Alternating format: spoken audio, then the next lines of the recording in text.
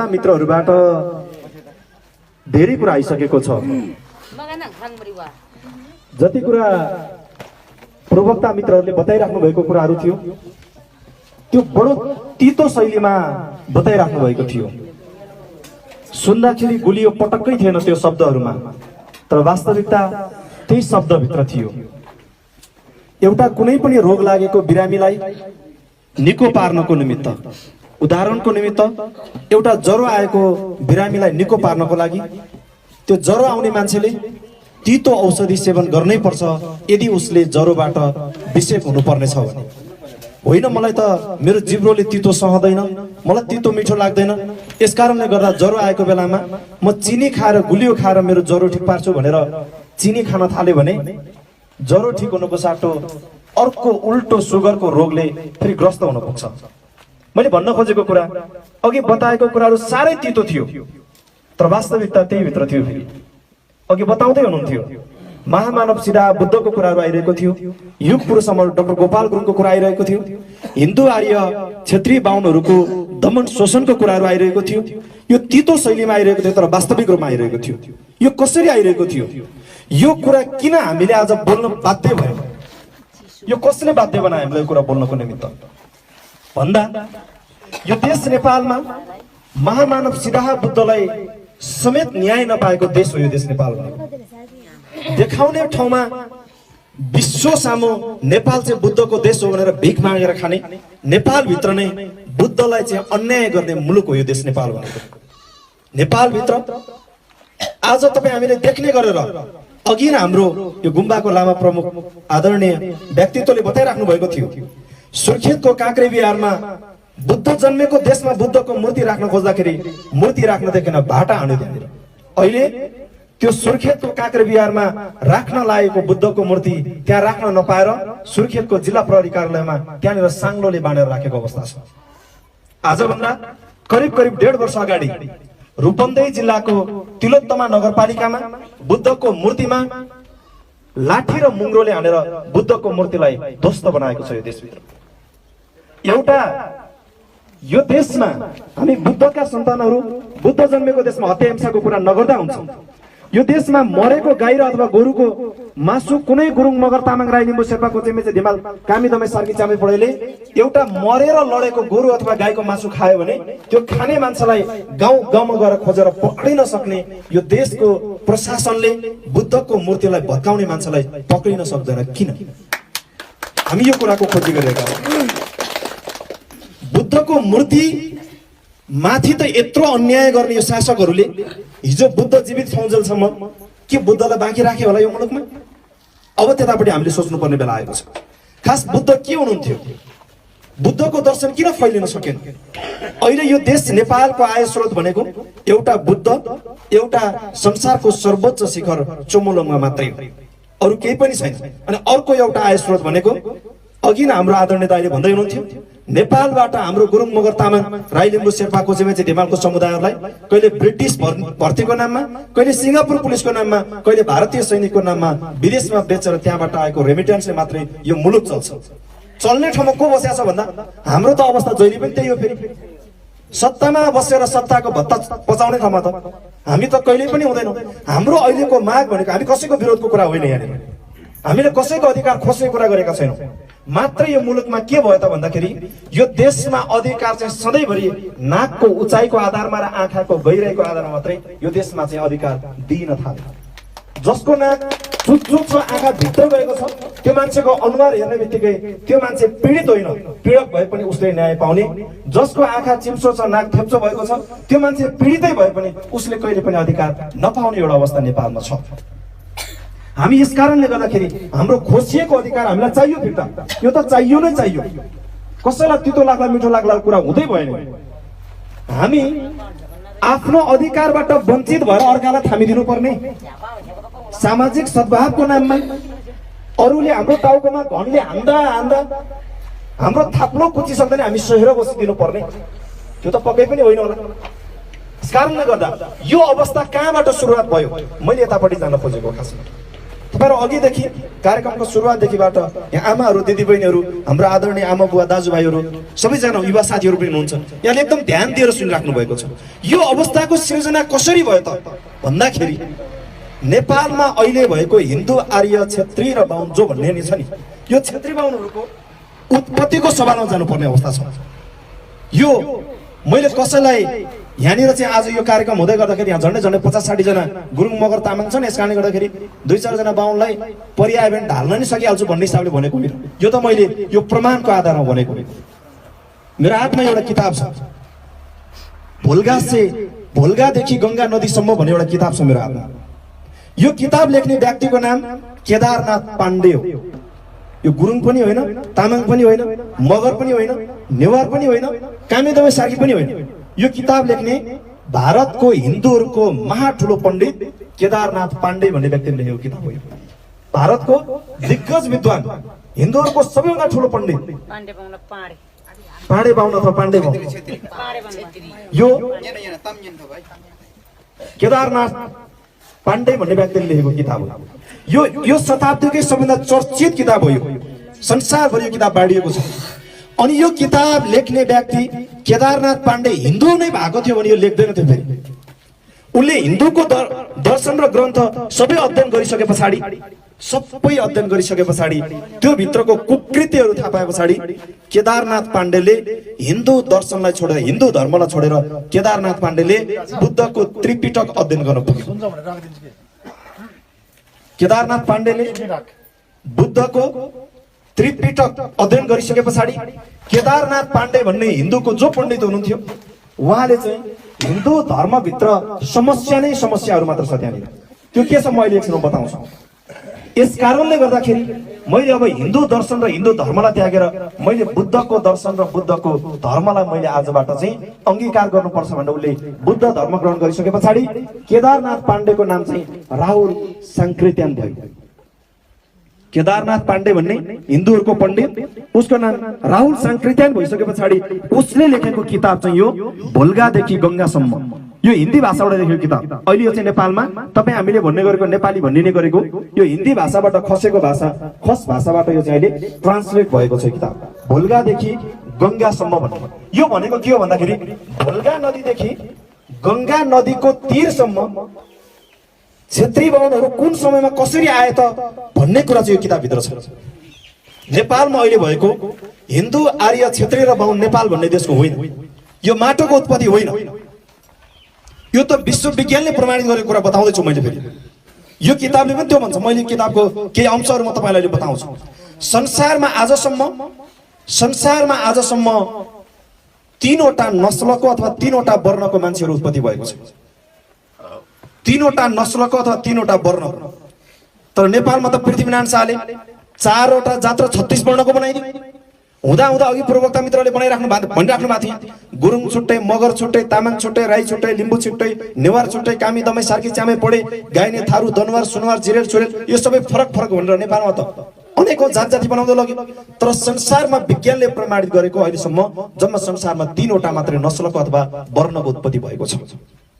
यो नस्ल र वर्ण भन्ने कुरा, यो नस्ल वर्ण भन्ने जुन कुरा छ, यो भनेको प्रकृतिले दिएको एउटा विशेष गुण हो। उदाहरणको निमित्त तपाईँ हामी सबैलाई थाहा छ, यो गाउँमा लोकल कुखुरा हुन्छ। लोकल कुखुरा हुर्केर मासु खान लायक हुनको निमित्त घट्टीमा नि 6 महिनादेखि 1 वर्ष लाग्छ कि लाग्दैन? लाग्छ। फेरि त्यही कुखुरा नै हो, ब्रोइलर कुखुरा खान लायक हुनको लागि कति दिन लाग्छ? 45 दिनमा खान हुन्छ। फेरि कुखुरा त कुखुरै हो नि त, फेरि होइन र? ब्रोइलर कुखुरा पनि कुखुरा हो, लोकल कुखुरा नि कुखुरा हो। फेरि अर्को कुखुरा हुन्छ एउटा, त्यो कुखुराको काम चाहिँ फेरि अन्डा पार्ने मात्रै काम गर्छ। ब्रोइलरले अन्डा कहिले पार्छ? ब्रोइलर कुखुराले अन्डा पार्दैन। फेरि अर्को कुखुराले अन्डा पार्छ। फेरि लोकल कुखुरा खानको लागि 6-7 महिना लाग्छ। भनेको कुखुरा त आखिर कुखुरै हो नि, होइन र? लोकल कुखुरा नि कुखुरै हो, ब्रोइलर कुखुरा नि कुखुरा नै हो, अन्डा पार्ने कुखुरा पनि कुखुरा नै हो। कुखुरा नै भए तापनि एउटाको नाम ब्रोइलर, एउटाको नाम लोकल, एउटाको नाम अन्डा पार्ने प्यारेन्ट के भन्छ नि त। यो किन नाम फरक भयो त भन्दा उनीहरूको गुण चाहिँ फरक छ, तिनीहरूको नस्ल फरक छ। ब्रोइलर कुखुराको काम भनेको जन्मेको 45 दिनको दिनमा मान्छेको मुखभित्र छिर्नको लागि तयार हुन सक्ने एउटा पन्छी हो, त्यसकारणले त्यसको नाम ब्रोइलर हो। लोकल कुखुरा 6 महिनामा तयारी हुन्छ, तर त्यसले काम चाहिँ फेरि 10 वटा ब्रोइलर कुखुराले गर्न सक्ने काम गर्छ नि त, फेरि गर्दैन त्यसले। त्यस्तै अन्डा पार्ने कुखुराको विशेष गुण फरक हुन्छ। त्यस्तै अहिलेसम्म संसारमा जन्मेको 3 वटा नस्लको मान्छे त सबै मान्छे त हो नि, छेत्री बाहुन पनि मान्छे हो, हामी पनि मान्छे हो, अरू सबै मान्छे हो, तर मान्छे नै भने तापनि संसारमा मान्छेको पनि विशेष गुणहरू छ, प्रकृतिले दिएको गुण। संसारमा अहिलेसम्म जन्मेको 3 वटा मान्छेलाई चाहिँ हिजो संसारमा विज्ञानको विकास हुनुभन्दा पहिला त्यो 3 वटा मान्छेलाई चाहिँ ज्यापाटाइज, सेमेटिक, हेमेटिक भनेर भनिन्थ्यो। अथवा यो ज्यापाटाइज, सेमेटिक, हेमेटिक भनेको चाहिँ एउटा घरमा एउटा बुवाको 3टा छोराहरू भयो भने 3टा छोराको नाम एउटै राख्न मिल्छ? मिल्दैन। एउटै राख्छ नाम? राख्दैन। नामै राख्न नजाने पनि जेठो माइलो कान्छो त भन्छ नि, भन्छै भन्दैन। त्यो जेठो माइलो कान्छो किन भने त भन्दा तीनैजनालाई एउटै नाम भन्यो भने त फेरि झुकिन्छ मान्छे त, फेरि एउटै त होइन नि त, फेरि छोरा त 3टा छोरा हो भनेपछि त्यसको नाम चाहिँ हामीले रामे श्यामे राख्या जस्तै, जेठो माइलो कान्छो राख्या जस्तै संसारमा उत्पत्ति भएको 3 वटा नस्लको मान्छेलाई चाहिँ ज्यापाटाइज, सेमेटिक र हेमेटिक भनिन्छ। यो ज्यापाटाइज, सेमेटिक र हेमेटिक चाहिँ हिजो विज्ञानको विकास हुनुभन्दा पहिला भनिएको नाम। विज्ञानको विकास भइसके पछाडि ज्यापाटाइज, सेमेटिक र हेमेटिकलाई चाहिँ के भनियो भने एउटालाई मंगोलाइट, एउटालाई ककसाइट, अर्कोलाई नेग्रोइट भनेर पढाउन थाल्यो। तर नेपालमा त हामीलाई पढाउँदैन।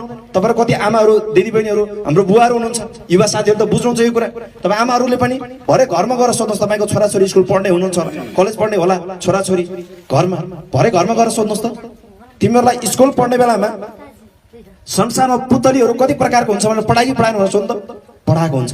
संसारमा पुतली यति प्रकारको हुन्छ, संसारमा माछा कति प्रकारको हुन्छ भनेर पढाइ कि पढाएन भनेर सोध्नुहोस् त? पढाएको छ। माछा व्हेल माछा पनि हुन्छ, हाम्रो यो गाउँमा पनि असला माछा, बुदुना माछा पनि हुन्छ, फरक फरक माछा हुन्छ भनेर पढाएको छ भन्छ।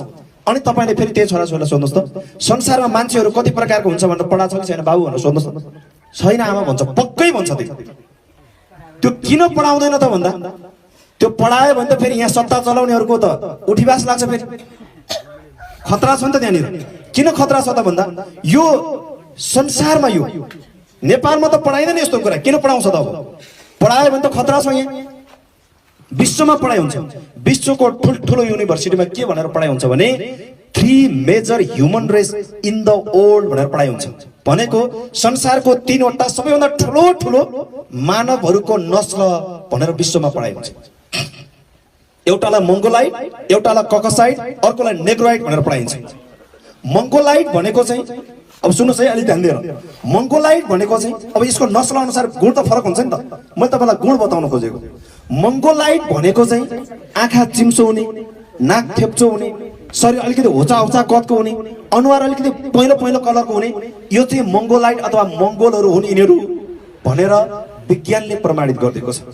अनि कहाँ उत्पत्ति भयो त यो मंगोलहरूको भन्दाखेरि मंगोलहरूको उत्पत्ति चाहिँ आजभन्दा 1 करोड 10 लाख वर्ष पहिला वर्तमान चीन, वर्तमान भारत, वर्तमान नेपालको सिमानामा पर्ने माथिको शिवलेक माउन्टेनको माथिल्लो हिमालयन रेन्जमा भनेको यो चाहिँ माथिको पहाडहरूको चुचुराको चाहिँ उसमा त्यो स्थानहरूमा चाहिँ मंगोलहरूको उत्पत्ति आजभन्दा 1 करोड 10 लाख वर्ष पहिला भयो भनेर विज्ञानले प्रमाणित गरिदिएको छ। त्यसपछि अर्कोलाई सुरुकोलाई मंगोलाइट, मंगोल, दोस्रो ककसाइटलाई चाहिँ फेरि उले के भन्दै भन्दा ककसाइट भनेको चाहिँ आर्यनहरू भन्दै भन्दै। को हो त आर्यन भन्दा आर्यन भनेको चाहिँ नाक बाहिर आएको, आँखा भित्र गएको, शरीरभरि अलिकति बढी रौँ पलाउने यिनीहरू चाहिँ आर्यहरू हुन्।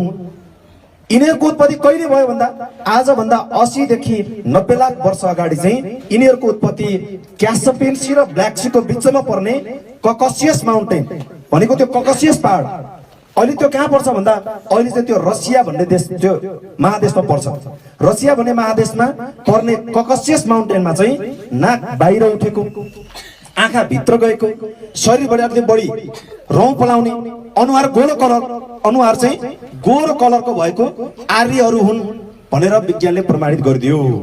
अनि अहिले नेपालमा भएको जो क्षेत्री बाहुन हुनुहुन्छ उहाँहरू पनि आर्य नस्लकै हो फेरि, तर नेपालमा आए पछाडि चाहिँ यहाँको हावापानीको कारणले गर्दा उहाँहरूको पुर्खाहरू त उता युरोपतिर त अझै पनि गोरा नै छन्, खैरे भनेर हामी चिन्छौँ। नेपालमा आइपुगे पछाडि चाहिँ यहाँको हावापानीको कारणले गर्दाखेरि अलिकति कालो कालो हुन पुगेको मात्रै हो, तर उनीहरू पनि आर्यकै सन्तान हुन्। त्यस पछाडि संसारमा अर्को भएको नेग्रोआइट भन्छ त्यसलाई। नेग्रोआइट भनेको निग्रो भन्छ। त्यो निग्रोहरूको उत्पत्ति कहाँ भयो भन्दा निग्रोहरूको उत्पत्ति चाहिँ आजभन्दा 1,40,00,000 वर्ष पहिला अफ्रिका महादेशको इथियोपिया भन्ने ठाउँमा नेग्रो भनेको चाहिँ नेग्रोहरूको गुण प्रकृतिको विशेष गुण भनेको नेग्रोहरूको गुण भनेको चाहिँ ओठ अलिकति बाग्लो हुने, शरीर अलिकति बढी हट्टाकट्टा हुने, जिउडाल सबै उनीहरू कालो कलरको हुने, अनि उनीहरूको कपाल जुन छ नि कपाल चाहिँ घुमुर्किएको हुने, चाउचाउ बेटारेको जस्तै घुमुर्किएको कपाल हुने, जसलाई चाहिँ अहिले हामीले हप्सी भनेर चिन्छौँ। यिनीहरू चाहिँ निग्रो हुन् भनेर चाहिँ अहिले संसारमा विज्ञानले प्रमाणित गरिदिएको छ।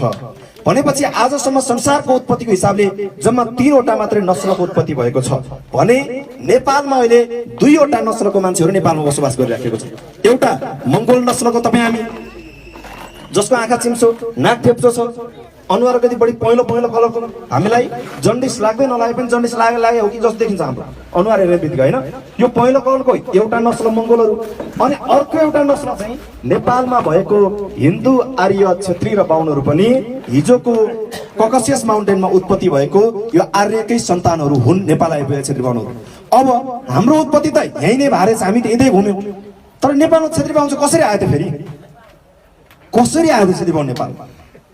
अहिले त हाम्रो चाहिँ देश होइन क्षेत्री बाहुनको देश, हामी चाहिँ यो देशको त जनजाति जस्तो बनाइसकेका छ।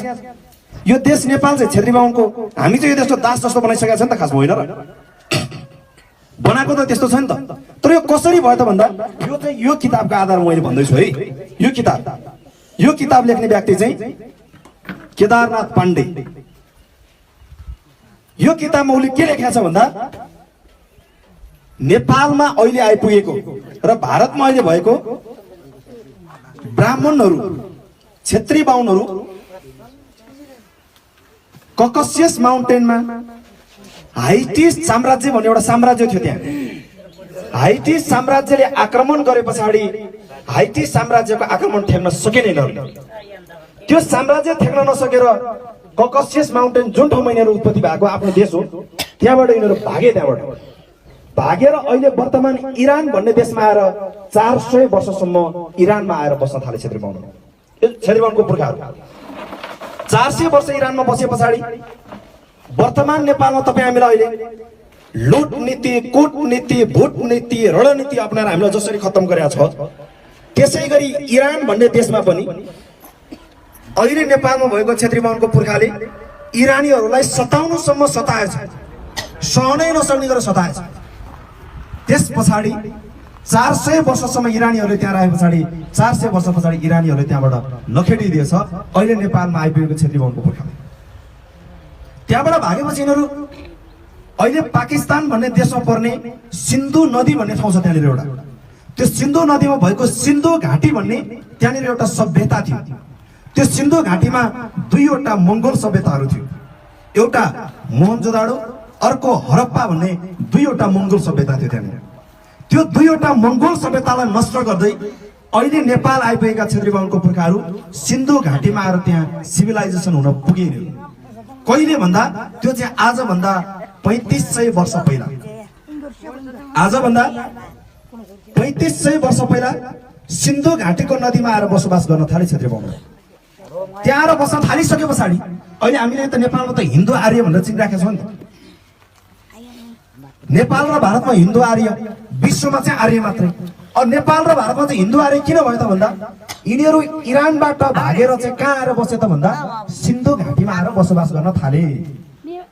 अनि इरानीहरूले लखट्ने बेलामा त आर्य भनेर त लखट्या होइन।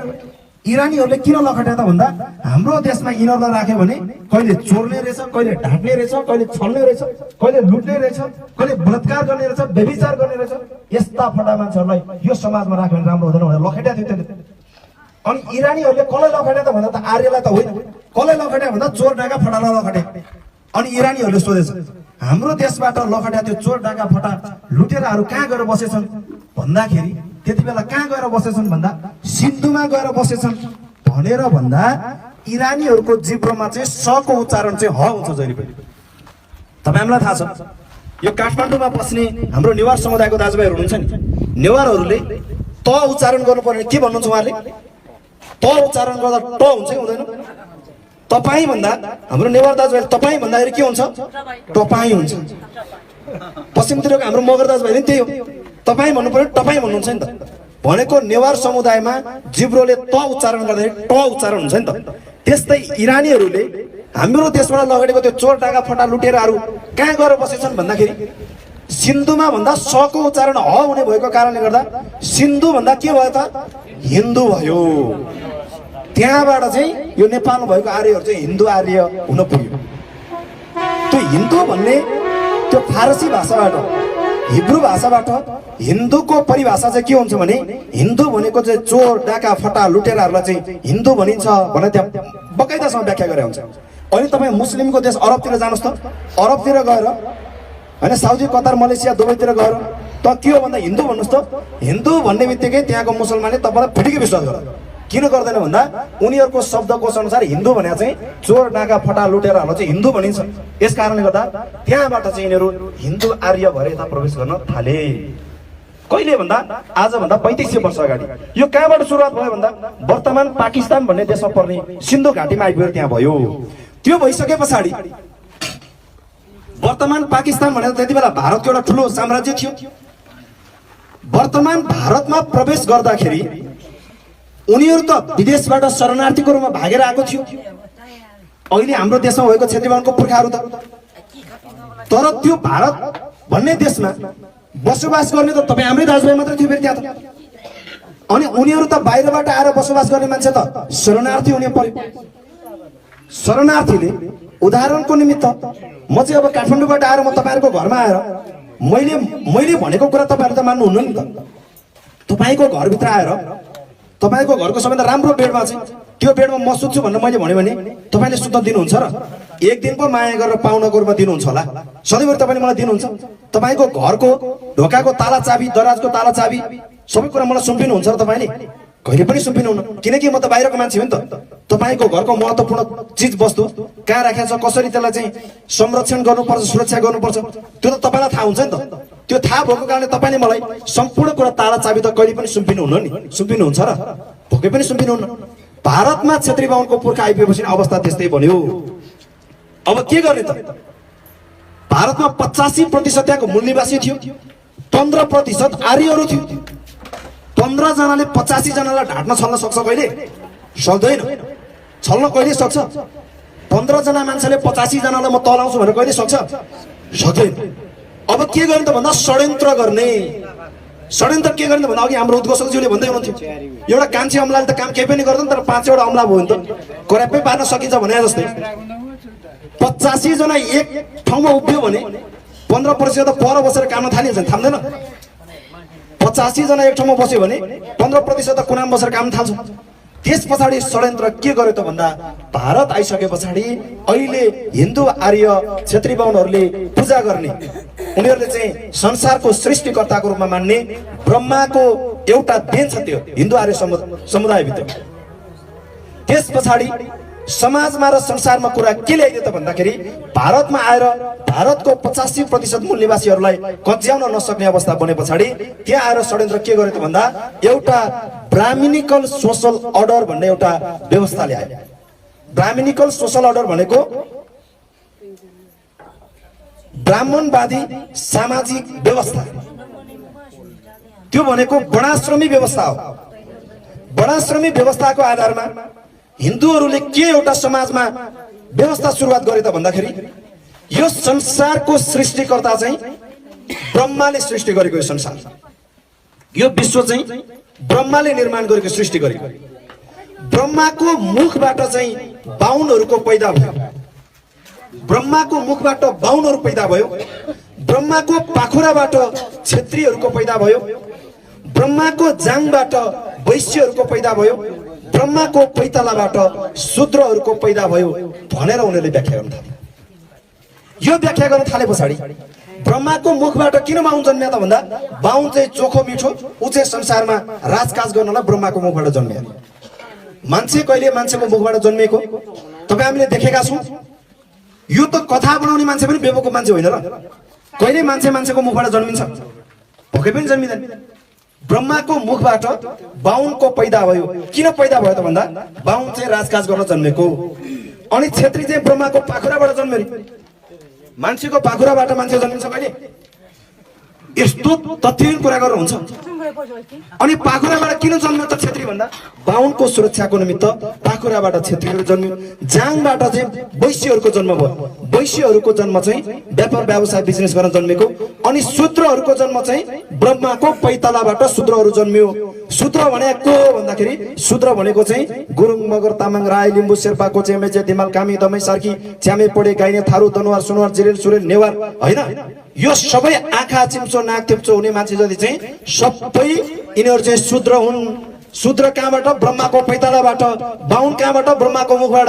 अनि बाहुनले के गर्न थाल्यो भन्दा हामी त मुखबाट जन्मेको शासन राजकाज गर्न, तिमीहरू पैतालाबाट जन्मेको। अनि शूद्रको धर्म भने के हो भन्दा शूद्रको धर्म भनेको बाहुनको सेवा गर्नु शूद्रको धर्म हो भन्दैपछि हामीलाई सधैँभरि दासै दास बनाएको अवस्था छ। भारतमा आइपुगेर त्यो भयो। त्यस पछाडि त्यो त भारतमा आइपुगेको कुरा थियो। अब त बढी महामानव सिधा बुद्धको कुरा त्यस्तै छ।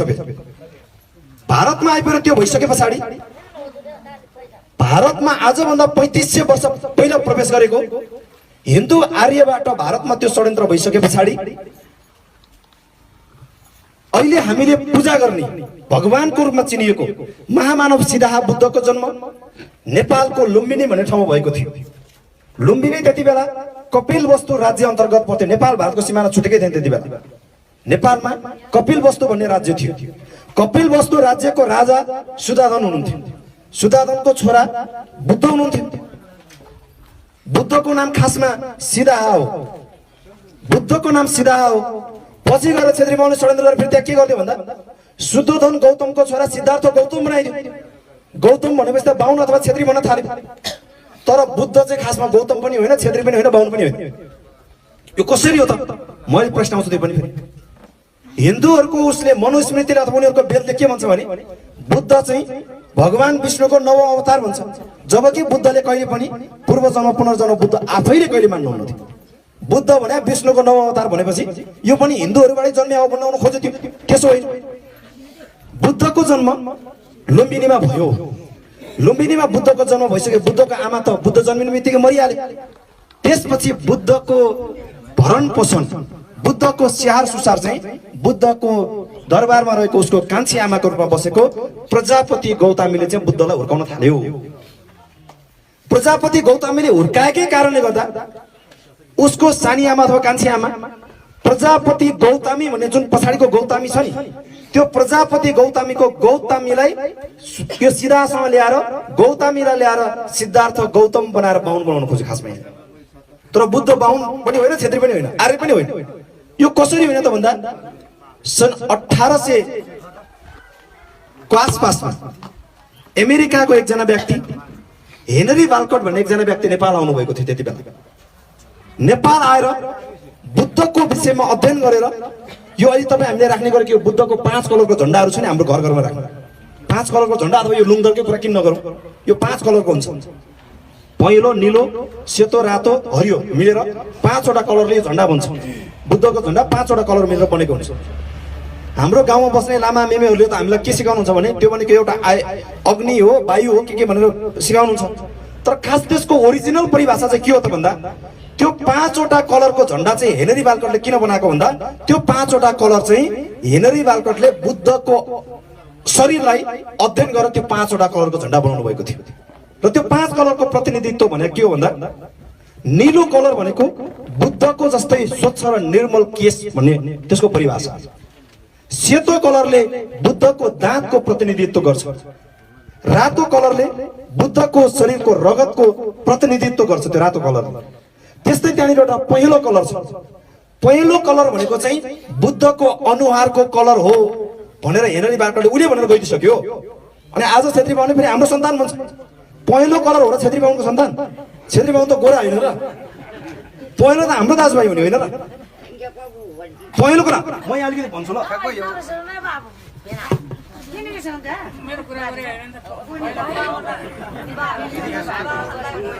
सुन्नुहोस् है, यहाँ सुन्नुहोस्। होइन, उहाँले सुनिराख्नु भएको छ। हामीले सधैँभरि भन्ने गरिरहेको छौँ। तपाईँहरू सुन्नुहोस् है, नेपालमा 2 खालको छेत्री बाहुन छ। नेपालमा छेत्री बाहुन 2 किसिमको छ। एउटा राममणि दीक्षित खालको, एउटा लक्ष्मीप्रसाद देवकोटा खालको। हामीले के भनिरहेको छौँ भने राममणि दीक्षित जस्तो बाहुन चाहिँ हुनु भएन देशमा। अब लक्ष्मी प्रसाद देवकोटा जस्तो हुनु पर्यो। कि लक्ष्मी प्रसाद देवकोटा के भन्नुभएको छ, लासामा के गर्न जाने बेला भोटिया घरमा के खाएको भन्ने छैन, छ कि छैन? तपाईँ कतिजनाले सुन्नु भएको छ, कतिजना पढ्नु नि भएको छ। लक्ष्मी प्रसाद देवकोटाले उहिले जमानामा के भनेको छ भने मानिस ठुलो दिलले हुन्छ, जातले हुँदैन भन्नुभएको छ नि त। हो, त्यस्तो क्षेत्री बाहुन हुनु पर्यो कि नेपालमा। तर यहाँ त के छ भन्दाखेरि कामी तपाईँ सार्की आउने बित्तिकै यार कस्तो लोदर लाग्यो आज भन्ने खालको भएको छ। त्यस्तो खालको त हुनु भएन नि त फेरि। अनि राममणि दीक्षितले के भन्दै छ भने भलो कुराको नमुना भनेर राममणि दीक्षित भन्ने बाहुनले के भनेको छ भने यो देश भनेको जङ्गली भुस्तिरे पाखे खर्पने ढाक्रे ढोक्रेहरूको राखिदियो, भगवान यसलाई यसै गरी राखिदियो, यिनीहरू सुध्रिए हाम्रो श्रीखुरी कहाँ जाला, मन्त्रीमण्डल चुन्दा क्षेत्री बाहुनले चुनु, मतवाली कबै नहुल्नु भनेर राममणि दीक्षित बाहुनले भनेको छ। त्यो भनेको के हो, यो देश जङ्गली भुस्तिरे भनेको पूर्व गराई लिम्बुहरू होइन, यो देश जङ्गली भुस्तिरे पाखे भनेको तामाङहरूलाई भनेको, खर्पने भनेर नेवारहरूलाई भनेको, पाखे खर्पने ढाक्रे ढोक्रे भनेको पश्चिमको मगरहरू थारूहरूलाई भनेको। यो देश चाहिँ यिनीहरूको हो, यिनीहरूलाई यसै गरी राखिदियो भने अहिलेसम्म हाम्रो अवस्था के छ हेर्नुहोस् त, बिहान खाए बेलुका के खाउँ, बेलुका खाए बिहान के खाउँ, यसै गरी राखिदियो भने अझै यसै गरी राखिदियो। यिनीहरू सुध्रिए भनेको हामी अझै सभ्य भयो भने, अझै अलिकति शिक्षित भयो भने यिनीहरू सुध्रिए हाम्रो श्रीखुरी कहाँ जाला अरे भनेको हामी गुरुङ मगर तामाङ राई लिम्बू शेर्पा कोचेम्बे जेतिमल कामी दमे साके च्यामे पढे गाइने थारू धनुवा सोनार जिरे सुरे नेवार हामी सुध्रिए उनीहरूको क्षेत्री बाहुन कहाँ जाला अरे। त्यसैले हो, त्यसैले मन्त्रीमण्डल चुन्दा क्षेत्री र बाहुनलाई मात्रै हुलेर चुन्नु, मतवालीहरूलाई कहिल्यै नहाल्नु भन्ने राममणि दीक्षित जस्तो बाहुन चाहिँ काम छैन है यो देशको लागि। त्यस्तो त हुँदै भएन, त्यो त क्षेत्री बाहुनले नै बुझ्नु पर्ने कुरा हो नि त। त्यो त हुँदै, त्यो भएर काम लाग्छ। त्यही गरेन अस्ति नेपालको कानुन मन्त्री थिए नि त शेरबहादुर तामाङ भन्ने मान्छे होइन, तपाईँहरू कतिजनाले सुन्नुभयो। शेरबहादुर तामाङले बोल्न जानेर भनेर उडाइदियो उसलाई। त्यो त बोल्न नजाने होइन, बोल्न नजाने शेरबहादुर तामाङको चाहिँ आँखा र नाकले नदिया हो त्यो खासमा। कहाँ बोल्न नजाने, 70 करोडको भ्रष्टाचार गर्नेहरू टिक्न मिल्ने, अनि त्यहाँबाट वास्तविक कुरा बोल्ने चाहिँ एउटालाई किन लात दिएर लड्यो भन्दा उसको त अनुहारै दिँदैन, हुन पर्यो नाक पनि चुच्चो आँखा पनि भित्रका आए पो खाइन त पाइँदैन। कुरा त्यसो भयो त्यहाँनिर। त्यो खालको षड्यन्त्र चाहिँ मुलुकभित्र हुनु भएन भन्नु होइन। अनि यो पहिलो कुराको मैले कुरा गरिरहेको थिएँ। यो किताब लेख्ने व्यक्तिको नाम केदारनाथ पाण्डे, उसले यहाँनिर लेखेको छ क्षेत्री बाहुनको एक हुल यता एसिया प्रवेश गरिसके पछाडि यहाँनिर सोधेको छ अर्को हुल आउने बेलामा यहाँ के भनेर सोधेको छ भने त्यहाँ मानिस चाहिँ कस्ता हुन्छन् पुरुधान भनेर सोधेको छ। भनेको एसियामा मान्छेहरू कस्ता हुन्छन् पुरुधान भनेर सोधेको छ यो किताबमा होइन। अनि जवाफ दिएको छ पुरुधानले मानिसहरू होचा होचा कदका हुन्छन्, रङ पनि ताँबा जस्ता भनेको छ। होचा होचा कदका भने त हामी त सबै त पुड्का पुड्की त छौँ होइन, सानसानै छौँ। होचा होचा कदका ताँबा जस्ता भनेको पहेँलो पहेँलो कलर हो कि, पहेँलो पहेँलो कलरको होचा होचा हुन्छन् ताँबा जस्ता। साह्रै कुरो परे उसको भाषाबाट हामी चाहिँ साह्रै नराम्रो अरे कि, साह्रै कुरो। आफू राम्रो भयो हामीलाई राम्रो देख्नु होइन, आफै नराम्रो हुन्छ त कसरी राम्रो देख्नु। साह्रै कुरो। अनि यहाँ भनेको छ नाक त मानौ छँदै छैन जस्तो, नाक त मानौ छँदै छैन जस्तो, किनकि उनीहरूको त चुच्चो हुन्छ, हाम्रो त अनि कहाँ थेप्चो नाक त छँदै छैन जस्तो। अनि यहाँ भनेको छ हेर्नुहोस् है, नाक त मानौ छँदै छैन जस्तो, थेप्चो थेप्चो डिस्को जस्तो अरे। तपाईँ हाम्रो नाकलाई हेर्नु, नाक त मानौ छँदै छैन जस्तो, थेप्चो थेप्चो डिस्को जस्तो। अनि यहाँ भनेको छ एउटा साह्रै नराम्रो चलन छ त्यहाँ, एउटा एकदमै नराम्रो चलन छ त्यहाँ, मान्छेहरू किनिन्छन् बेचिन्छन् भनेको छ। अनि त्यो सोध्ने मान्छेले यहाँ झस्सङ भएको छ, मान्छेहरू नि किनबेच हुन्छ भन्दाखेरि अनि त्यसले जवाब के दिएछ भने यहाँ तिनलाई चाहिँ त्यसरी किनिने र बेचिने मान्छेलाई चाहिँ दास दासी भनिन्छ भनेर त्यहाँ जवाब दिएको छ। हेर्नुहोस् त उहिले लेख्दाखेरि किताबमा के भनेको छ, त्यहाँको मान्छेहरू किनिन्छन् बेचिन्छन् भने चुनावको बेलामा कङ्ग्रेसको नाममा कम्युनिस्टको नाममा आउँछ गाउँमा, अनि आएर 2 टुक्रा मासु र 1 गिलास रक्सी दिने बित्तिकै मक्खै परेर हामी त भोट त ठोकिन्छौँ नि। त्यही हो किनबेच भने, अनि यसरी किनबेच भएर अघि नै हाम्रो साथीहरूले भन्दै हुनुहुन्थ्यो तपाईँहरू अहिलेसम्म गरेको कर्म नै अन्तै छ। यो चुनावमा भोट हाल्ने भन्ने कुरा छ नि, चुनावमा भोट हाल्ने भनेको चाहिँ यो बारीमा लगेर मकैको बिउ रोपे जस्तै हो कि यो। बारीमा लगेर तपाईँले मकैको बिउ रोपेर अहिले यहाँ मकै हुर्किसकेको छ नि, होइन? यो बिउ रोपे जस्तै हो। जहिले पनि तपाईँले मकैको बिउ रोप्ने बेलामा के सोच्नु पर्यो भने यो चैतमा वैशाखमा मकै रोप्ने बेलामा मैले मकै रोपेको छु, उम्रिया पनि छ, हुर्किँदैछ, फल्या छ, फलेर पाकिसकेको छ, म भात्न जान्छु, घोगा भात्न जानुभन्दा पहिला तपाईँले बिउ रोप्नुभन्दा पहिला र घोगा भाँच्नुभन्दा पहिला के कन्फर्म गर्नुपर्छ भने मैले त्यो बिउ रोपेको जमिन चाहिँ मेरो आफ्नो लाल पूर्जाको जग्गा हो कि होइन भनेर कन्फर्म गर्नुपर्छ। अर्काको बारीमा गएर तपाईँले मकैको बिउ चाहिँ चैतमा रोप्यो भने भदौमा त पाक्ला, अनि भदौमा तपाईँ घोगा भाँच्न जानु भने घोगा भाँच्न दिन्छ त्यहाँको मान्छेले? आउँछस् यो मेरो बारी हो, मेरो बारीमा रोपेर त मेरो भन्छस् यो बारी त मेरो नाममा छ ल हेरे भनेपछि पाइन्छ? पाइँदैन। त्यो अर्काको बारीको लिएर तपाईँले रोपे पनि लिएर जान्छ उसले भने जस्तै चुनावमा भोट हाल्नु पनि बिउ रोप्नु जस्तै हो कि। अहिलेसम्म हामीले के गर्यौँ त भन्दा यो नेपाली कङ्ग्रेसको रुख भन्ने बारी छ नि, नेपाली कङ्ग्रेसको रुख भन्ने बारी चाहिँ हामी गुरुङ मगर तामाङ नेवारहरूको कामी दमकै हो कि भनेर हाल्यौँ। त्यहाँ बिउ हालेर भोट हाल्यौँ कि हाम्रो हो कि भनेर हाल्यौँ, अन्तै पर्दो रहेछ। फेरि अर्को आउँछ एमाले आउँछ, जनताको बहुदलीय जनवाद हजुर 70 वर्ष काटेपछि भत्ता दिने त हामीले नै हो नि भन्छ नि। 70 वर्ष तपाईँले भत्ता पाउने 70 वर्षमा 70 वर्षमा तपाईँसँग कति असुल छ उसले, अनि महिनामा 2000 दिन कुन ठुलो कुरा भयो?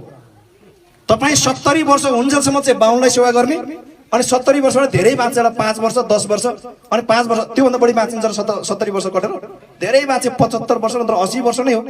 अनि 5 वर्ष 10 वर्षमा तपाईँले ज्यादा भन्दा ज्यादा भत्ता खानुभयो भने तपाईँले 1 लाख रुपियाँ जति भत्ता खानु हो। 70 वर्षमा तपाईँले 10 लाख बुझाउ सक्नुहुन्छ पहिला बाहुनलाई, अनि त्यसको ब्याज मात्रै हो त्यो रिटर्न भएको त। साउँ त लगे छ त्यो तपाईँले पाएको त ब्याजको पनि आधा मात्रै होला, आधा त उसैले खान्छ होला भनेको। अनि एमालेको जनताको बहुदलीय जनवाद हजुर, अनि अस्ति भनिसक्यो त काठमाडौँमा केपीओले भनेर अब आउने असारबाट कि कहिलेबाट भत्ता बढ्छ भने त अब चुनाव आउन आँटिसक्यो नि त, फेरि चुनाव आउन आँटिसक्यो। अनि भत्ता बढ्छ भने पछाडि हाम्रो गाउँको बुवा आमाहरू जो हुनुहुन्छ अलिकति एजेड भएको मेमे ममहरू होइन, यसैले दिन्छ यसैलाई हाल्नुपर्छ भनेको छ, सूर्यमा ढङ्ग हालेको छ हामी छैन। अनि एमालेको सूर्यमा यही बारी हो कि भनेर हाल्नुहुन्छ, त्यो पनि अर्कैको बारी। कसको रहेछ त्यो बारी भने त त्यो बारी त निर्वाचन आयोगमा त केपी शर्मा ओली भन्ने बाहुनको नाममा दर्ता भएको बारी पो रहेछ त्यो त, पाइएन त्यहाँबाट ल्याउँदै छ। फेरि अर्को आयो यता 52 साल फागुन 1 गतेबाट रुकुम रोल्पाला आधार इलाका बनाएर नेपालमा सर्वहाराहरूको मुक्तिको निमित्त सर्वभरासँग लडाईँ लड्ने। अब गाउँ बस्तीमा बस्ने तपाईँ दाजुभाइहरू काठमाडौँ जाने, काठमाडौँका धनीहरूलाई तल झार्ने आन्दोलन थाल्ने भनेर प्रचण्ड बाबुरामले रुकुम रोल्पाला आधार इलाका बनाएर 10 वर्ष लडायो हाम्रो मान्छे। 10 वर्ष लिखित रूपमा अहिले प्रचण्डले स्वयं आफैले भन्छ 10 वर्ष कथित युद्धमा 17,000 मान्छे मरेको त लिखित रूपमा छ, त्यो अलिखित त कति मर्यो। त्यो 17,000 मान्छे मध्ये 80% चाहिँ गुरुङ मगर तामाङ राई लिम्बू शेर्पा कोचे मेचे धिमाल कामी दमै साकी च्यामे पढे गाइने नेवार हामी आँखा चिम्चो नाक थेप्चो भएको 80% मर्या छौँ। त्यो 17,000 मा 20% मात्रै हो क्षेत्रीमा मरेको, 80% हामी मर्या छौँ। अनि अहिले प्रचण्डले हेर्नुहोस् त अन्तर्वार्ता दिने बेला हाँसी उसले के भन्छ भने मैले 10 वर्षको कथित युद्धको नेतृत्व मैले लिए पनि आजसम्म मैले कसैबाट एक झापड खाएको नि छैन, एक झापड हाने नि छैन भन्छ। 17,000 मान्छे मर्ने गरेर त्यत्रो लडाईँको नेतृत्व गर्ने मान्छे आफैले एक झापड खाने छैन, हाने नै छैन भनेपछि उसको त्यो लडाईँको नेतृत्व चाहिँ के रहेछ त भन्दा गुरुङ मगर तामाङ अथवा मंगोलहरूलाई मार्ने र सिद्धाउने मात्र लडाईँ रहेछ नि त होइन र। कङ्ग्रेसको नाममा कम्युनिस्टको नाममा मारेर सिद्धाउने रहेछ नि त। अनि हाम्रो मान्छेले अब यो 64 सालमा चाहिँ जल्दो बल्दो गर्ला त माओवादीको हँसिया हत्यौडा चाहिँ हो, हामी त किसानले दिनकै समात्नु पर्ने हँसिया र हत्यौडा नै हो, यही चाहिँ हाम्रो रहेछ क्या भनेर फेरि त्यो बारेमा गएर भोट ढ्वाङ्ग ठोकिदियौँ। त्यो पनि कहाँ पुग्यो त भन्दा निर्वाचन आयोगमा त पुष्पकमल दाहाल भन्ने बाहुनको नाममा दर्ता भएर गयो। त्यो पनि फेरि छैन हाम्रो त त्यहाँनिर। अब तपाईँ हामीले बुद्धि पुऱ्याउने बेला आयो फेरि। अब हामी चाहिँ यो बुद्धि पुऱ्याउनु पर्छ भन्नलाई आएको यो खासमा बुद्धि किन पुर्याउनु पर्छ भन्दा सधैँभरि झुक्किया गऱ्यो नि त हामी। मैले अहिले पछिल्लो समयमा भन्ने गरेको छु, बाली बिग्रियो भने वर्ष बिग्रिन्छ, राजनीति बिग्रियो भने त भविष्य बिग्रिन्छ। यो सामान्य कुरा हो। तपाईको बारीमा यसपालि खडेरी परेर पानी पर्दैन भने यसपालि मकै नफल्ला, कोदो नफल्ला, के बिग्रियो त? अर्को वर्ष पानी पर्छ, अर्को वर्ष अलिकति राम्रोसँग मेहनत गर्नुभयो भने यसपालि अन्त कतैबाट कमाएर ल्याएर खाउला, अर्को वर्ष त राम्रो हुन्छ कि हुँदैन? हुन्छ। तर यो देश नेपालभित्र राजनीति बिग्रियो भने अहिलेको व्यवस्था अनुसार राजनीति चाहिँ बिगार्ने र सपार्ने कहिले भन्दा चुनावको बेलामा हो। चुनावको बेलामा तपाईले झुक्किएर 2-4 हजार पैसाको नाममा, 2-4 टुक्रा मासुको नाममा, 2-4 गिलास रक्सीको नाममा, 2-4 लिटर पेट्रोलको नाममा फेरि तपाईले झुक्किएर फेरि तपाईले मत अन्ततिर लगेर खसालिदिनु भयो भने 5 वर्ष बिग्रिन्छ। चान्चु नि 5 वर्ष हाम्रो अगाडि आयो नि त। हाम्रो अगाडि भर्खरै देखिने गरेर आजभन्दा 1 वर्ष अगाडि यो कोभिड-19 कोरोना भाइरसको संक्रमणले नेपाल नै लकडाउनमा गयो। लकडाउन अप्पर झट भए पछाडि काठमाडौँबाट सुदूरपश्चिम जानुपर्ने मान्छेले गाडीको व्यवस्था नभएपछि बिचरा हिँड्दै 10 दिन 12 दिन लगाएर हिँडेर गयो। पत्रकारले बुम तेर्साएर तपाईलाई यस्तो दुःख गरेर आफ्नो गाउँ घर फर्किराख्नु भएको छ, कस्तो लागेछ भन्दा त्यति बेला त भन्यो अब अर्को चुनावमा विचार गरौँला त भन्यो। फेरि चुनावको बेलामा त्यही 2 गिलास रक्सी र 2 टुक्राले बिर्स्यो भने त सक्यो नि, फेरि सकेन कुरा त सक्यो। अब यस कारणले गर्दाखेरि तपाई हाम्रो हक अधिकार र अस्तित्व सुरक्षित गर्ने, तपाई हाम्रो आफ्नै माटो बिउ त आफ्नो बारीमा रोप्नु पर्यो नि त, अर्काको बारीमा रोपेर पाइन्छ र? रोप्ने बेलामा पल्ला घरको बारीमा रोपेर अनि मेरो बारीमा मैले रोप्या भनेर घोगा भान्सा खोजेर पाइन्छ र? पाइँदैन त, आफ्नो बारीमा रोप्नु पर्यो नि त। यस कारणले गर्दाखेरि अब तपाईहरुले चिनेर के गर्नु पर्यो भन्दा यो देशको हामी अहिन्दू मूलवासी मंगोल गुरुङ मगर तामाङ राई लिम्बू शेर्पा कोचे मेचे दिमाल कामी दमै सार्की च्यामे पोडे गाइने थारू दनुवार सुनुवार जिरेल सुरेल नेवार अथवा हिन्दू आर्य क्षेत्री भन्दा बाहेक यो देशमा रहेको समग्र हामी जनताहरूको आफ्नै बारी चाहिँ के रहेछ भन्दा हाम्रो आफ्नै बारी भनेको चाहिँ यो चुनाव चिन्ह कुखुराको भाले चाहिँ हाम्रो आफ्नै बारी हो। अब तपाईले यहाँ बिउ रोप्नुभयो भने मात्रै बल्ल फल खान पाइन्छ, नत्र भने त पाइँदैन। फेरि अर्को षड्यन्त्र सुरु हुन्छ त्यहाँनिर। यस कारणले गर्दाखेरि तपाई हामीले यो समयमा आउने बेलामा धेरै बुद्धि पुर्याउनु पर्ने बेला आएको छ। हामीलाई त झुक्क्याउनुसम्म झुक्क्याएको अवस्था हो। हिजोको दिनमा व्यावहारिक रूपमा झुक्क्याएको अवस्था, अहिले त कानुनी रूपमै झुक्काइसक्यो जन। हिजोसम्म व्यावहारिक रूपमा मात्रै हिन्दू आर्य क्षेत्री बाहुनहरूको व्यावहारिक हिसाबको मात्रै विभेद थियो, तर अहिले त देशभित्र कानुनी हिसाबले नै तपाईहरुलाई विभेद गरिएको छ। तपाई हामीले देखिरहेका छौं नि अहिलेको यो विश्व यो संसार भनेको चाहिँ अघि नै हाम्रो आदरणीय दाइले भन्नुभयो नि त, देखेको पाइँदैन कर्ममा लेखेको पाइन्छ भनेर भन्नुहुन्थ्यो। त्यसो नि होइन, कानुनले दिए अनुसार मात्र पाइँदो रहेछ भन्नुभयो नि त। भनेको अहिलेको यो विश्व अथवा अहिलेको यो संसार भनेको चाहिँ कानुनको व्यवस्थामा अगाडि बढ्ने संसार हो, अथवा यो अहिलेको विश्व भनेको चाहिँ रुल अफ ल अनुसार चलेको संसार हो। यो कानुनको व्यवस्थामा अगाडि बढ्ने संसारमा कानुनी हिसाबले तपाई संविधान भित्र तपाईलाई संरक्षण गरेको छ भने मात्रै बल्ल तपाईले तपाईको आफ्नो हक अधिकारहरू प्राप्त गर्न सक्नुहुन्छ। होइन भने तपाईलाई जहिले पनि दासी मात्रै बनाउँछ। हामीले हेरौँ न यहाँ नेपालमा पश्चिमको एउटा निर्मला पन्त भन्ने 14 वर्षको सानो बालिकालाई बलात्कार गरेर मारिदियो। यो घटनाले देशमा चर्चित रूपमा अहिलेसम्म यो घटना सेलाएको छैन। अनि फेरि महिला अधिकारको निमित्त, नारी अधिकारको निमित्त बलात्कारीहरूको विरुद्धमा भन्दै फेरि काठमाडौँमा नारा जुलुस त लाग्छ। त्यो नारा जुलुस लाग्नु भन्दा पहिला यो नारीहरूमाथिको दमन र शोषण जसले गरिराखेको छ नि, त्यो दमन शोषण गर्ने स्रोतलाई चाहिँ पहिला बन्द गर्नुपर्छ कि। स्रोत खुला राखेर तल गएर सफा गर्छु भनेर कहिले हुन्छ? त्यो किन त्यस्तो हुँदैन त भन्दा पुष माघ महिना भए पछाडि गाउँ गाउँमा हिन्दू आर्य क्षेत्री बाहुनको घरमा अहिले त गुरुङ महत्ता आउने त्यही सुकिसक्यो। स्वस्तानी पढ्ने नाममा स्वस्तानी कथा पढ्न थाल्छ। त्यो कथाभित्र एक ठाउँमा झन्डै 80 वर्षको एउटा ब्राह्मणले 8 वर्षको बालिका बिहे गरेको कथा पढाइन्छ। 80 वर्षको मरण लागेको बुढाले 8 वर्षको बालिका बिहे गरेको कथा पढाएपछि समाज कहिले सुधेर जान्छ? समाज त सधैँभरि यस्तै। फेरि अर्को कुरा, यो बलात्कार र बलात्कारीको कुराहरू यसै चलिराखेको छ नि त। यसलाई रोक्नको निमित्त हिन्दूहरूले पूजा गर्ने जुन ब्रह्मा भन्ने उनीहरूको भगवान छ नि, ब्रह्माको चाहिँ सरस्वती भन्ने व्यक्ति अहिले उनीहरूले पूजा गर्ने ब्रह्माको चाहिँ सरस्वती बाहुनले 7 वर्षको गोमालाई बिहा गरेको कुरा पढाउँछ त्यहाँनिर। सरस्वतीलाई, सरस्वती भन्ने जुन एउटा लेडी छ अहिले हिन्दूहरूले विद्याको देवी भनेर पूजा गर्ने त्यो सरस्वती चाहिँ ब्रह्माको स्वास्नी पनि हो, छोरी पनि हो। ब्रह्माको पहिला छोरी भयो, छोरीसँगै सुतेर उसैले स्वास्नी बनाएर सहित उसको सन्तान विस्तार गर्दै लिएर गएको कथा छ त्यहाँनिर। अनि हिन्दूहरूले पूजा गर्ने उसको भगवान स्वयं आफै आफ्नो छोरीलाई बलात्कार गर्ने व्यक्तिलाई भगवानको रूपमा पूजा गरेपछि बलात्कारी घटना कहिले रोकिन्छ नेपालमा? भनेपछि अब के गर्नु पर्यो त भन्दा, यदि बलात्कारको घटना कोट्याउने हो भने त सबैभन्दा सुरुमा बलात्कार गरेको नाममा जेल त कसलाई हाल्नु पर्यो त भन्दा हिन्दूहरूले पूजा गर्ने उसको आफ्नै भगवान ब्रह्मालाई समातेर खोजेर ल्याएर जेल हाल्नु पर्ने अवस्था आयो त्यसमा, नत्र त रोकिने नि। यही घटना नेपालको सुदूरपश्चिमको निर्मला पन्त 14 वर्षको बालिकालाई बलात्कार गरेर मारिदियो।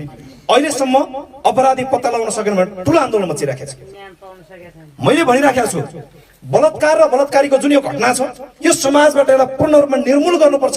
तर कसरी गर्ने त भन्दा त्यो गर्नको निमित्त बाधक के छ भन्दा हिन्दूवाद भन्ने एउटा भाइरस बाधक छ।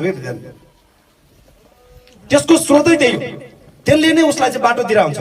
किनभने हिन्दूवाद दर्शनले चाहिँ के भन्छ त भन्दा नारी, शूद्र र पशु भनेको चाहिँ एउटै हो भनेर पढाउँछ त्यहाँ। नारी, शूद्र र पशु। शूद्र भनेपछि तपाईँ हामी सबैजना पढिहाल्यौँ। नारी भनेको महिला दिदीबहिनी चेलीबेटी सबै पढिहाल्यौँ। अनि पशु, पशु भनेको गाई, भैँसी, कुकुर पनि पढ्यो नि त्यहाँनिर। शूद्र, नारी र पशु भनेर चाहिँ एउटै हो अरे उनीहरूको मनुस्मृतिको कानुनले त्यो भन्छ। भने पछाडि शूद्र भनेको तपाईँ हामी, नारी भनेको चेलीबेटी दिदीबहिनी, अनि पशु एउटै हो भनेपछि हामी त सबैलाई पशु बनाइदिएन, सबैलाई पशु बनायो नि त। यो भए पछाडि हिन्दू दर्शनले, हिन्दूवाद दर्शनले चाहिँ के गरेको छ त भन्दा उनीहरूको दर्शन स्वयं आफैले नारीहरूमाथि पनि दमन शोषण गरेको छ। एउटा बाहुनको घरमा अथवा छेत्रीको घरमा त्यो घरको बाहुन बाजेले, बाहुनको छोराले, नातिले जति अधिकार पाउँछ त्यो घरको छोरी बुहारीहरूले कहिले पनि त्यति अधिकार कहिले पनि पाउनै सक्दैन। यो कसरी सक्दैन त? यसलाई व्यवहारिक रूपमा तपाईँ हामीले केलाएर हेऱ्यौँ भने हामी मङ्गोलहरू भनेको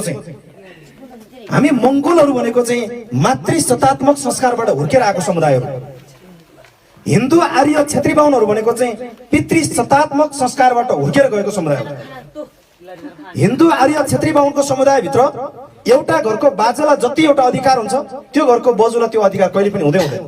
म गोर्खाको एउटा कार्यक्रममा गएको थिएँ, त्यो कार्यक्रममा त्यो घरको एउटा बाहुनी बजाइ रहेछ, गएर गफ यसो कुरा गरेको त धुरु रोएर भन्यो, हो बाबु हाम्रो घरमा त सबै यो हुनु सम्मको भएको छ भन्नुहुन्छ। जहिले पनि अहिले पछिल्लो समयमा सुध्रियो होला, तर इतिहासलाई के लाउने भने बाहुन र क्षेत्रीको घरमा खाना पकाउने बेलामा 3 तहको खाना पाक्थ्यो। खाना 3 तहको,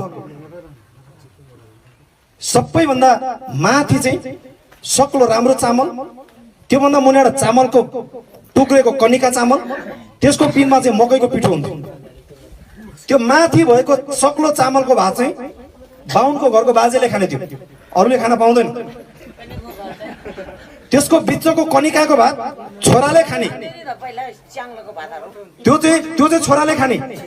अनि पिठो जुन हुन्छ त्यो पिठो चाहिँ नातिको भागमा आउँछ। बुहारीको भागमा के पर्छ भने त तपाईँ जहिले पनि पहिला अहिले त सुध्रियो होला, सुध्रिनु पर्छ, फेरि सुध्रेन भने त खैना छैन, सुध्रिनै पर्छ।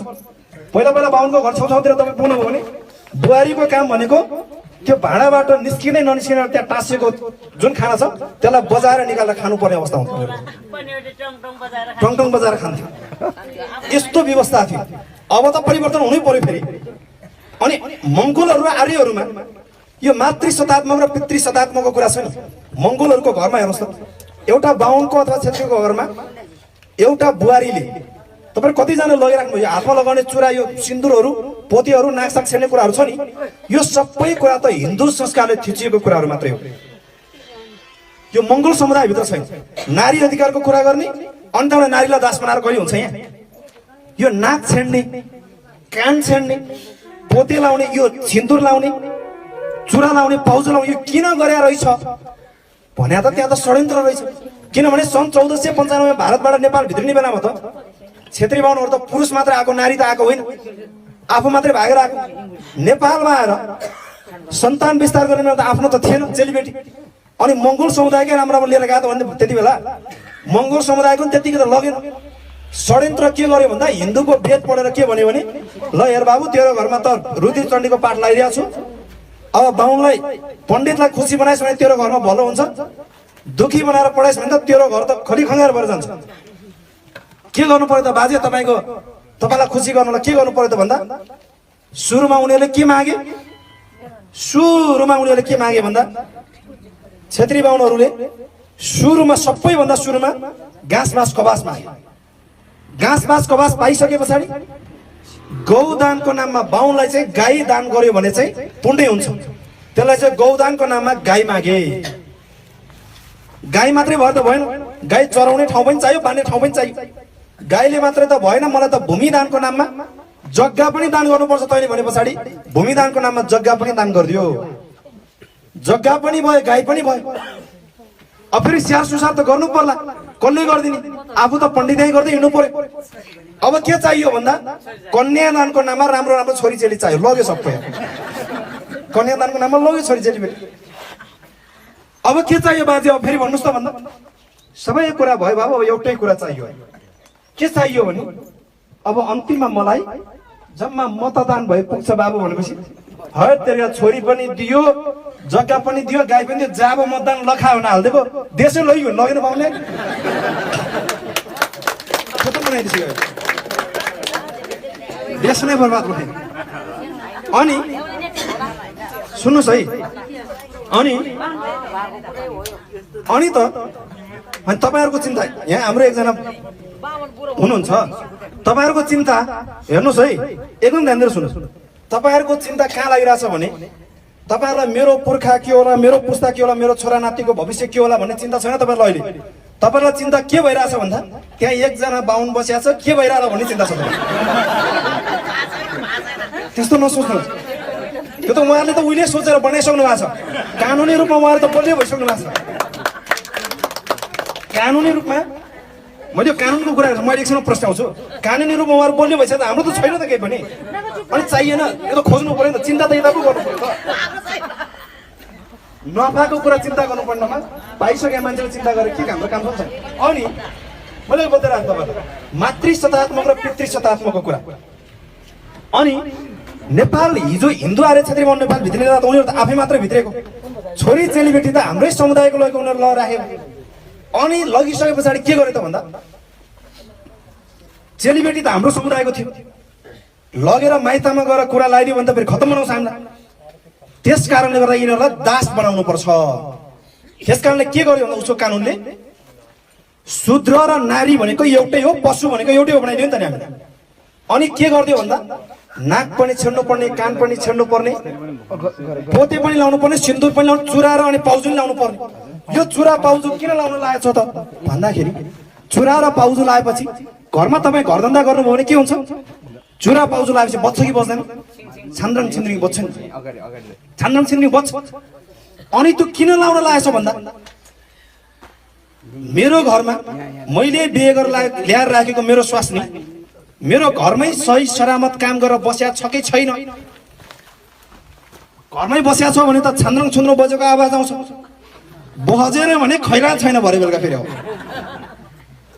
त्यसको लागि राखे हो त्यो जनाउ घन्टी जस्तै कि त्यो चाहिँ छान्द्रङ छिन्द्रिङ बजेर भने त कहाँ गयो अब यो। बेलुका आएपछि मर्मत सम्मार सुरु हुन्छ, त्यहाँ फेरि कारबाही सुरु हुन्छ, एउटा त्यसको लागि राखे। अनि यो सिन्दुर लाउने प्रचलन छ नि, यो सिन्दुर केबाट बन्छ तपाईँलाई थाहा छ? तपाईँहरू त सजिलैसँग होइन, म त भर्खरको बिहे गरेको बुढा जिउँदै सन्जो त रातै बनाएर लाउने भन्छ। त्यहाँ कस्तो बनाइसक्यो थाहा छैन, रातै बनाएको बनायो होइन। सिन्दुर रातो लाउँदाखेरि रातो सिन्दुर लाएर सिउँदो रङ्ग्याउँदाखेरि जिन्दगी अन्धकार भइसक्यो यहाँ। सानसुने कुरा होइन यो। तपाईँ हाम्रो यो शरीर जुन छ नि यो शरीरको सबैभन्दा सेन्सिटिभ बडी भनेको यो टाउको हो कि होइन? हाम्रो एउटा हात भएन भने हामी चल्न सक्छौँ सक्दैनौँ? सक्छौँ। एउटा खुट्टा भएन भने हामी चल्न सक्छौँ सक्दैनौँ? सक्छौँ। यो टाउकै भएन भने चल्न सक्छौँ? सक्दैन। यो टाउको त सबैभन्दा संवेदनशील अङ्ग हो नि त। यो हाम्रो शरीरको सबैभन्दा संवेदनशील अङ्ग टाउको। यो टाउकोको पनि सबैभन्दा सेन्सिटिभ कुरा भनेको सबैभन्दा महत्त्वपूर्ण संवेदनशील कुरा चाहिँ हाम्रो यो निधारको सिधा पछाडिपट्टि चाहिँ यहाँनिर यसको अङ्गहरू हुन्छ। निधारको सिधा पछाडिपट्टि चाहिँ सबै कुरा सोच्न सक्ने, सुन्न सक्ने, बुझ्न सक्ने, बुझाउन सक्ने कुराको सेन्सिटिभ अङ्ग चाहिँ यो निधारको पछाडिपट्टि हुन्छ। अनि यो निधारमा लगाउने जुन यो सिन्दुर छ नि, यो सिन्दुर चाहिँ केबाट बन्छ त भन्दा केमिकल मिसेर पाउडर बन्छ। केमिकल। तपाईहरुको शरीरमा कतिजनाले जाडो महिनामा हात धुनु भने तपाईको हातमा एलर्जी आउँछ चिसोको कारणले। लगाउन नहुने कुरा लगाउनु तपाईको हातमा छालामा एलर्जी आउँछ नि। त्यो सिन्दुर भनेको चाहिँ केमिकलबाट बनेको हुन्छ। हाम्रो शरीरलाई नपच्ने हानिकारक केमिकलबाट बनेको हुन्छ त्यो सिन्दुर। अनि त्यो सिन्दुर यहाँनिर लगाएपछि के हुन्छ त भन्दा यो सिन्दुर भनेको चाहिँ हानिकारक केमिकलबाट बनेको कारणले गर्दा त्यो सिन्दुरले विषको काम गर्छ। अप्पर झटको विष होइन, मन्द विषको काम गर्छ। अनि यो निधारमा सिन्दुर लगाएपछि के हुन्छ त भन्दा यो निधारमा लगाएको सिन्दुरको केमिकलको कारणले गर्दा यो निधारको सिधा पछाडिपट्टि भएको हाम्रो शरीरको सबैभन्दा महत्त्वपूर्ण अंशलाई त्यसले चाहिँ के गर्छ भन्दा मन्द विषको काम गरेर त्यसलाई चाहिँ ढाल्न थाल्छ। अनि के हुन्छ भन्दा आमा दिदीबहिनी चेलीबेलीहरू यता आउनुस् भन्दा उता जाने, उता जानुस् भन्दा यता आउने हुन्छ। नि सोच्नै सक्दैन, टेढो र मेढो हुन्छ।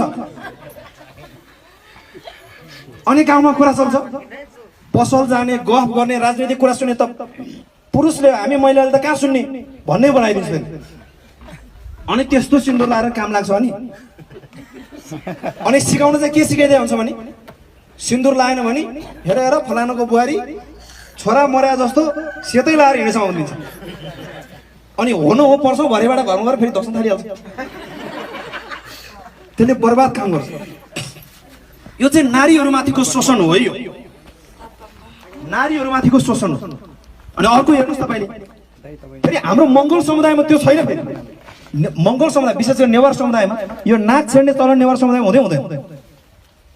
अनि माथिल्लो बेलको तामाङहरूमा नि हुँदैन। माथि हिमालको छेउतिर बस्ने शेर्पाहरूको नि हुँदैन, थकालीहरूको नि हुँदैन। त्यो किन हुँदैन त भन्दा क्षेत्री बाहुनहरू उता भारतबाट भित्रिनबाट तराई हुँदै आएको हिमालको हिउँ त थेग्न नसक्ने, हिमालको शेर्पाको गाउँमा चाहिँ नपुगेका कारणले गर्दाखेरि शेर्पिनीहरू चाहिँ अहिलेसम्म पनि संस्कारगत हिसाबले चाहिँ बचिया छ। नाक छेड्नु हुँदैन भने थाहा छ उनीहरू। यता त क्षेत्री बाहुनले आएर त्यही सिकायो हामीलाई, नमानी नहुने खतम बनाइदियो। भनेको मैले बताउन खोजेको हामी मङ्गोलहरू चाहिँ मातृसत्तात्मक संस्कारमा हुर्किएको मान्छे। क्षेत्री बाहुन पितृ एउटा बाहुनको घरमा त्यो बाहुनको बुहारीले अथवा स्वास्नीले गलत गरेस् त बाहुनले एक मुड्किदियो भने कुनामा गएर क्वारुनु पर्छ। त्यो पितृसत्तात्मक संस्कार हो। मङ्गोलहरूको घरमा गएर हेर्नुहोस् त लोग्नेले एक झापड हाल्यो भने स्वास्नीको पालो ढुङ्ग्रो भेट्छ कि जे भेट्छ त्यसले बजाइदिन्छ। बजाइदिहाल्यो। किन बाँकी राख्यो?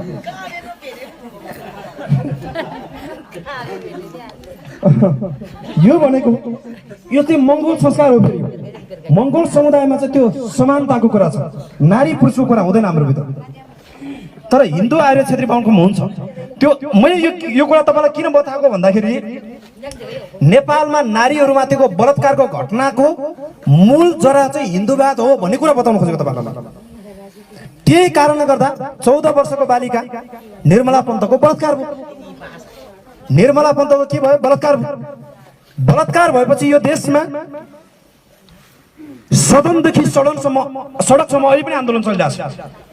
न्याय दिनु पर्यो, न्याय दिनु पर्यो भने मैले बलात्कारको घटना त पूर्ण रूपमा अन्त्य हुनै पर्छ। त्यो हाम्रो पनि सोच हो, हाम्रो पनि बुझाइ हो, हाम्रो पनि त्यो अभियान हो।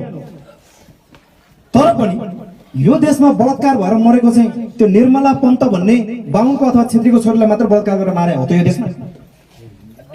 आजभन्दा करिब 3 वर्ष अगाडि दोलखाको एउटा निमा डोल्मा तामाङ भन्ने मान्छेलाई बालकुमारीको एउटा पोलिक्लिनिक भित्र बलात्कार गरेर त्यही भित्र मारिदियो। पश्चिममा नेहापुन मगरलाई मारिदियो। दाङको थारूको छोरी चेलीबेटीहरू दिन दहाडा अहिले बलात्कार भएर मर्छ। विभिन्न गाउँ बस्तीको कामी दमे साकी चामे पढे बनाएको हाम्रो आँखा चिम्चो नाक थेप्चो भएको हाम्रो समुदायको मान्छे दिन दहाडे बलात्कार भएर कति मरिरहेछ। मर्दाखेरि पनि हाम्रो समुदायको मान्छे बलात्कार भएर मरिसके पछाडि हामीले चाहिँ प्रहरीमा जाहेरी दरखास्त दिन गयो अथवा निवेदन दिन गयौँ भने निर्मला पन्तको निमित्त अहिले यो देशमा सडकदेखि सदनसम्म आन्दोलन चल्छ यही देशमा। तर हाम्रो समुदायको छोरी चेलीबेटी बलात्कार भएर मर्यो भने प्रशासन र प्रहरी कार्यालयमा निवेदन लिएर दर्ता गर्न गयौँ भने आन्दोलनको कुरा त छोडिदिनुहोस्, हाम्रो त निवेदन पनि लिन मान्दैन अहिले प्रशासनले। त्यो किन त्यस्तो भयो त भन्दा अब फर्केर हामी कहाँ जानु पर्यो त भन्दा अहिलेको विश्व र यो देश नेपाल पनि अहिले चाहिँ रुल अफ लको कानुनले चलिराखेको छ। कानुनको व्यवस्थामा यो देश चलिराखेको छ। संसारको देशहरू कानुनको व्यवस्थामा चल्ने देशमा त संसारमा चाहिँ त्यो देशको कानुन, जस्तै उदाहरणलाई नेपाल भन्ने देशको कानुन, यो देशको मूल कानुन भनेको चाहिँ संविधान हो। नेपालको मूल कानुन संविधान।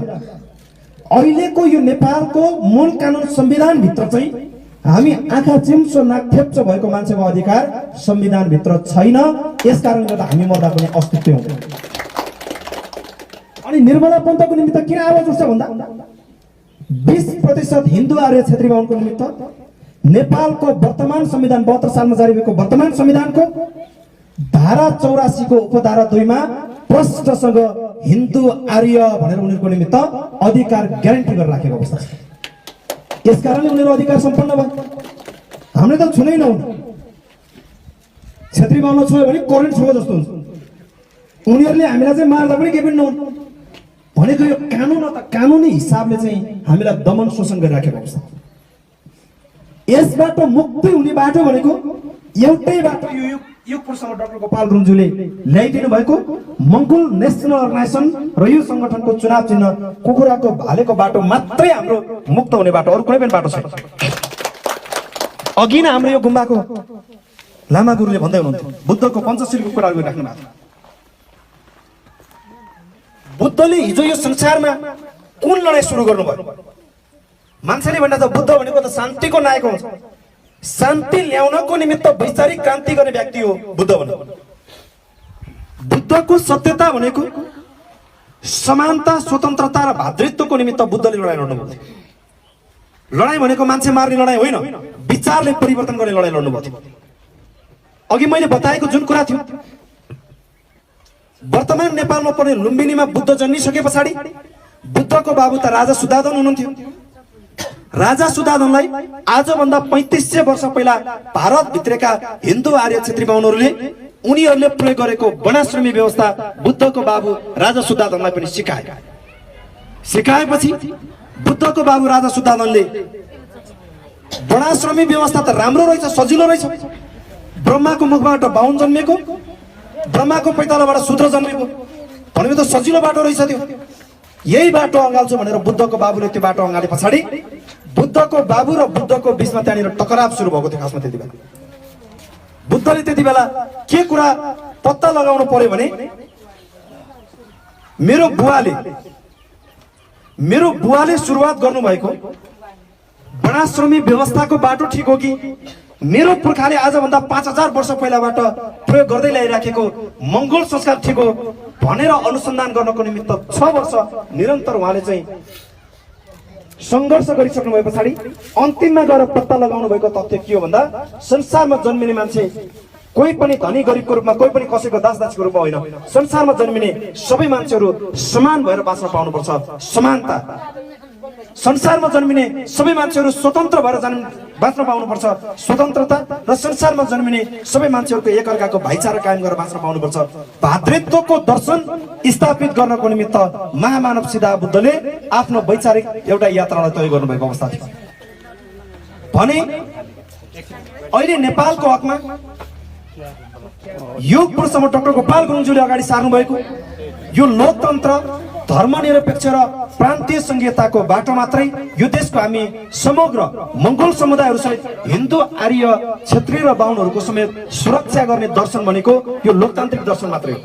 अरू दर्शन रोज्न खोज्यौँ भने फेरि त्यहाँनिर समस्या आउँछ। यसकारणले गर्दाखेरि म सम्पूर्ण यो नेत्रावती डाब्जोङ गाउँपालिका अन्तर्गत यो चरङ्गीमा सम्पन्न हुँदै गएको प्रशिक्षण कार्यक्रममा आउनुभएको यो गाउँको स्थानीयवासी तपाईँ सम्पूर्ण उपस्थित आमा बुवा दाजुभाइ तथा दिदीबहिनीहरूलाई यो देशलाई परिवर्तन गर्नुपर्ने कुरा छ, यो देशलाई विकास गर्नुपर्ने कुरा छ, यो मुलुकमा तपाईँ हामी पनि विकसित हुनुपर्ने कुरा छ। हिन्दूहरू र क्षेत्री बाहुनहरू पनि हिजोको त्यो संकुचित सोचबाट अब उदारवादी सोचमा ल्याउनु पर्ने बेला आइसकेको छ। यस कारणले गर्दाखेरि तपाईँ हामी सबैजना मिलेर यो मुलुकलाई हराभरा मुलुक बनाउनको निमित्त, यो देशलाई सभ्य मुलुक बनाउनको निमित्त तपाईँ हामी सबैजना लाग्नुपर्ने बेला आइसकेको छ भन्ने कुरा यहाँहरूको बिचमा राख्दै समयको पाबन्दीलाई नै मध्यनजर राख्न चाहन्छु, किनभने हामी यो निर्धारित समयभन्दा निकै ढिला कार्यक्रम सुरुवात हुन पुग्यो। म यही प्रशिक्षण कार्यक्रमको दौरानमा हिजो र अस्ति काठमाडौँबाट अलिक बाहिर रहेको अर्को जिल्लामा यही प्रशिक्षण कार्यक्रमको दौरानमा थिएँ। यसकारणले गर्दाखेरि आज म तपाईँहरूको यो कार्यक्रमसम्म आइपुग्नु मलाई अलिकति समय लाग्यो। यो सङ्गठनको यो दर्शन र सिद्धान्तलाई अगाडि बढाउने सवालमा यो मुलुकमा यो दर्शनलाई डाक्टर गोपाल गुरुङज्यूको जुन एउटा युगान्तकारी दर्शन छ, जुन दर्शनले तपाईँ यो देशको समग्र मानवहरूको हितको निमित्त यो दर्शन लेखिएको छ। किनभने हाम्रो यो सङ्गठनको फाउन्डर प्रेसिडेन्ट डाक्टर गोपाल गुरुङज्यूले नेपालको समग्र भूभाग र विश्व नै घुमिसके पछाडि उहाँले अन्तिममा गएर भन्नुभएको थियो, मैले यो विश्व र यो देश सबै घुमिसकेर हेर्दाखेरि अन्तिममा मैले बीचमा उभिएर हेर्दाखेरि माथितिर फर्केर हेर्दाखेरि एउटा खुल्ला आकाश देखेँ, तलतिर फर्केर हेर्दाखेरि एउटा विशाल धरती देखेँ। यो संसारको अन्तिम सत्य यो दुईवटा कुरा हो, एउटा खुल्ला आकाश र एउटा खुल्ला आकाश र एउटा बृहत धरती जुन छ, यो दुईवटा सत्य कुरा यो संसारको सत्य हो, सत्यता हो। यस कारणले गर्दाखेरि यो संसारमा जन्मिने सबै मान्छेहरू आमाको गर्भबाट जन्मिने बेलामा सबैजना स्वतन्त्र भएर जन्मेको हुन्छ, कसैको दास दासी भएर जन्मेको हुँदैन। यस कारणले गर्दाखेरि संसारमा जन्मिने हरेक मानवहरूले एक बारको जुनीमा अथवा एकचोटि पाएको जिन्दगीमा हाँसेर खेलेर रमेर रमाएर सुखीपूर्वक बाँचेको हेर्न पाउनु, बाँचेको देख्न पाउनु, अभावग्रस्त जिन्दगी जिउन नपर्नु नै मेरो चाहिँ त्यो एउटा उद्देश्य हो, मेरो एउटा लक्ष्य हो। यस कारणले गर्दाखेरि म समग्र मानव हितको निमित्त मैले यो दर्शन लेखिराखेको छु भन्ने कुरा डाक्टर गोपाल गुरुङज्यूले अगाडि बढाउनु भएको थियो। यस कारणले गर्दाखेरि यही सङ्गठनको यो दर्शन र सिद्धान्तलाई अगाडि बढाउने सवालमा म अहिले दिन 2 गुणा रात 4 गुणाको रफ्तारले यो दर्शनलाई यो देशभरि, यो देशमा रहेको विभिन्न गाउँ बस्ती र कुना कन्दराहरूमा मङ्गोल समुदायको माझमा यो कुराहरूलाई पुर्याउँदै अब यसको परिवर्तनको निमित्त, यसबाट चाहिँ तपाईँ हाम्रो अधिकार सुनिश्चित गर्नको निमित्त अब कङ्ग्रेस कम्युनिस्टको कुरा हामीले त्याग्नै पर्छ, छोड्नै पर्छ। कङ्ग्रेस कम्युनिस्टबाट तपाईँ हाम्रै अनुहारको मान्छे पठाउन सक्छ। हेर्दाखेरि तामाङको अनुहारमा, गुरुङको अनुहारमा, मगरको नाममा, नेवारको नाममा, कामी दमाई सार्कीको नाममा तपाईँ हाम्रै अनुहारको मान्छे पठाए तापनि त्यो बाटो चाहिँ गलत बाटो छ। मैले सधैँभरि भन्ने गरेको छु, हामी काठमाडौँ जानुपर्छ भने अब यो बाटोबाट यता जानुपर्छ। काठमाडौँ तपाईँको लक्ष्य र तपाईँको उद्देश्य काठमाडौँ, अनि तपाईँ यो बाटो जानुभयो भने तपाईँ कहिले पनि काठमाडौँ पुग्न सक्नुहुन्न। काठमाडौँ जानलाई यतै हिँड्नुपर्छ। भने जस्तै तपाईँ हाम्रो हक अधिकार अस्तित्व सुरक्षित गर्नको निमित्त तपाईँ हाम्रै नाममा दर्ता भएको एउटै मात्रै नेपालको राजनीतिक सङ्गठन भनेको यो मङ्गोल एसोसिएसन मात्रै हो।